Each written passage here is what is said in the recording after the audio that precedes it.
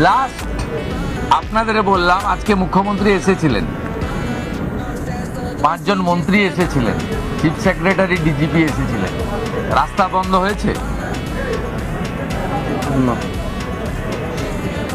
এর আগে সরকারের এই ধরনের প্রশাসনিক সভায় 2 থেকে 4 কোটি টাকা খরচ হতো।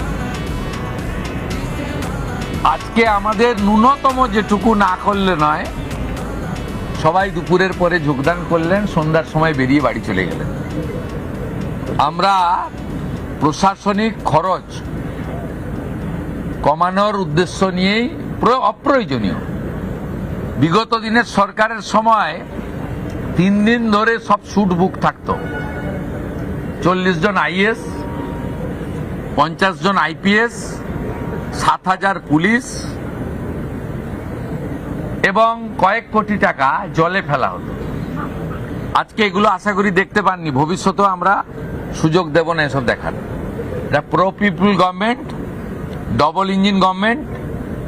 এই গভর্নমেন্ট মানুষ যা চায় তাই করবে। আপনার সরকার আপনার পাশে,